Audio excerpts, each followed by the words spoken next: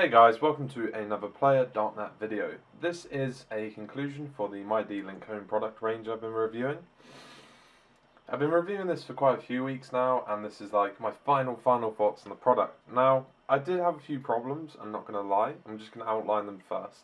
The app development that they have put into this product, like the product range, it's not the best I've seen. The app itself, when it did work, it was good, but there's just so many features that I wanted to see, and I feel that the app, as an extension of the product range, there's so much more it should be doing. So I'm just going to firstly start off with why I think that. Now, when we look at the Monitor HD, for instance, this is the HD webcam that has night vision. The product is awesome, it works flawlessly. You've got sound detection, you've got motion detection, you've got all these cool features packed into the app. However, it's offering so much more. I mean, during the review, I didn't even realise that you can actually you can log on via an IP to like you would a router, and you can control stuff like sending pictures, recording footage to FTP. You can manage all this stuff via the web interface, but it's not in the app. And I think that's a bit of a letdown for me, because if I was setting this up for perhaps a client, or like my mum, for instance, bought these products, she's very limited to what she can do. And maybe integrating some more features into the app, like, being able to set up email updates, and actually like using the D-Link SMTP servers, or, even my original idea of I'd love for just you be able to type in a Dropbox account and it loops footage and it just keeps it there. I don't understand how that's difficult to achieve.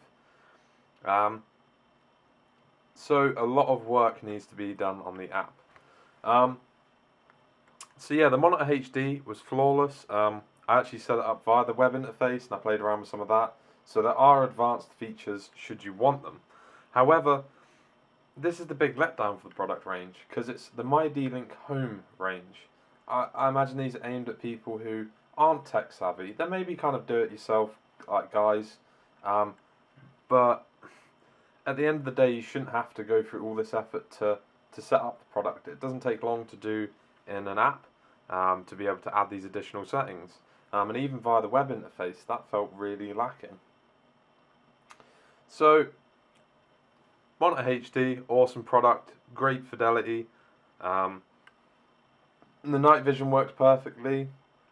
The actual motion detection was a little bit sensitive, so I toned that down and it worked perfectly. No complaints there. Now, the Wi-Fi motion sensor is one of those things that you actually you can use it by itself, sure, but it works better with other products. For instance, a motion sensor and a smart plug combined give you like a triple arm. I mean, you could plug it into a foghorn if you wanted, and someone walks past and the foghorn goes off. Perfect, works, I have no complaints. Setup through the app was okay. I'll come back to the app a little bit later on for some more rants. The smart plug, again, worked flawlessly, but here's the big but. I'm paying for a smart plug, and it gives me information, for instance, about the thermal temperature and the power usage. So, in the app, why can't I see this as a graph when I'm using the most power? Why can't I put in how much power costs? And it tells me these things.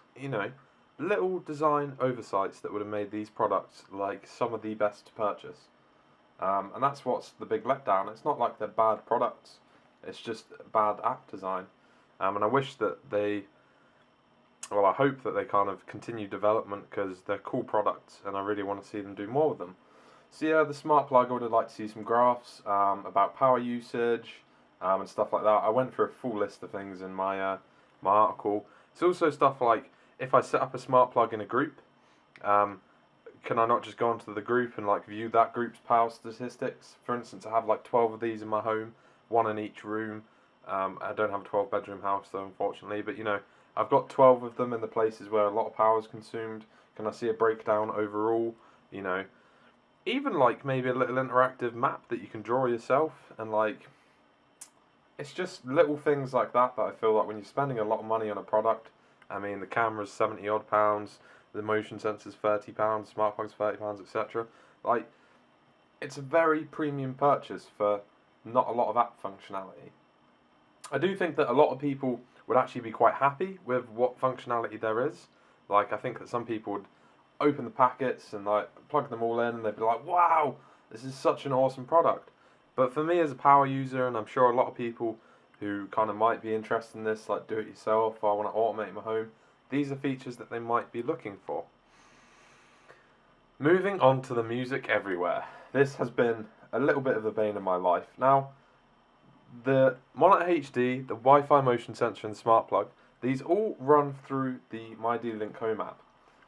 Whereas the Mydlink Home Music Everywhere is an odd product.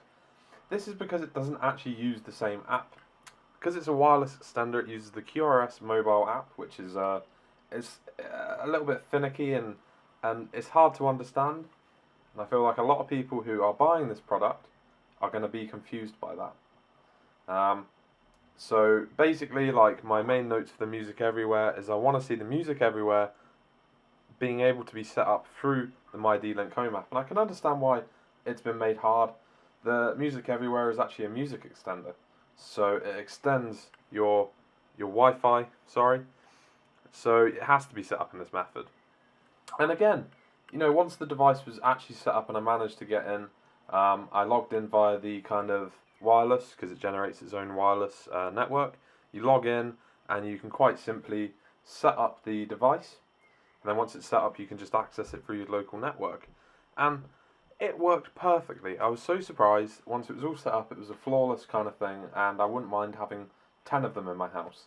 But for the sake of they've completely had the oversight to brand it as a Mydlink Home product and not have it on the Mydlink Home app. It just seems a little bit confusing for consumers. Obviously, with the Music Everywhere, it does support DLNA and AirPlay, so you can just stream from your PC. You can stream from an Android phone, pretty much any device. These days, you can stream to it. There'll be an app if you can't.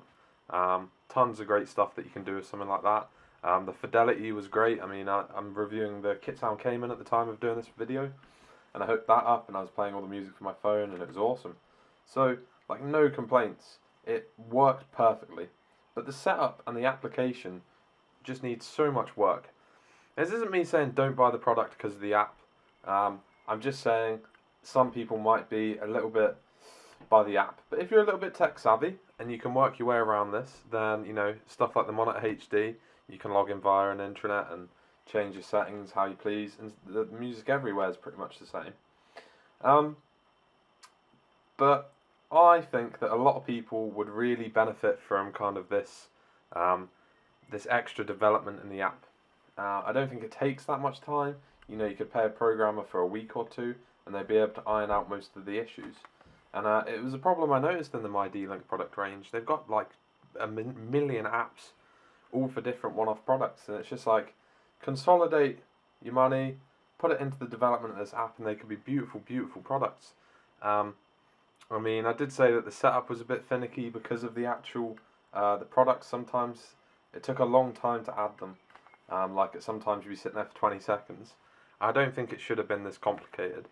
But at the end of the day, now that I've set them up, I'm happy to recommend them. But there does still need to be some work done for those people who want more. Now, probably 90% of people are going to be happy with what they've got. They're going to be like, yeah, this is really good. But for the small 10%, I feel like the little bit of extra work should have been put in. Stability-wise, obviously, I wanted to test these products for a few weeks, see how they actually, stacked up, and you can't really test something like this in a day. So I actually used these when I was on holiday, funnily enough. I was on holiday in Peak District. I could log in and see my home and stuff. Obviously, the one problem with anything that you control via the cloud is if your internet drops, then you're a little bit stuffed. But they worked. The sound detection worked. My phone would go off when someone was knocking on the door and stuff. And once they were all set up, it was a blissful experience. I want to say thanks to Mydlink for sending me the products. If you have any questions, just drop them in the comments below. If you want to read more about the products, I did a really in-depth, it's like 5,000 words about these products and kind of how you set them up and how all the different parts of the app work. and how to access kind of the local internet for the Mydlink Monitor HD and the Music Everywhere. And that's about it, to be honest. I think as like a consumer product, it's good. As a higher end product, for kind of the people who are a little bit, they want this information. I'm one of those people. Like I want more out of an app than the simplisticness of it. I think that a lot of people who are kind of developing these products don't think about stuff like that, and it's just tiny changes. But yeah, so if you have any questions, drop them in the comments below. I hope you enjoyed the video, and I hope you enjoyed the review. I've tried to go as in-depth into it as possible, because I think that products like this, you know, if it's a monitor that you're buying to maybe watch your house while you're going on holiday, or make sure your children aren't having a party when you're away on holiday, this is like a product that will work. Obviously, again, limited by the internet. So, I hope you enjoyed the video review. And yeah, the article's so in-depth you shouldn't have any questions, but if you do, let me know. And bye-bye, guys.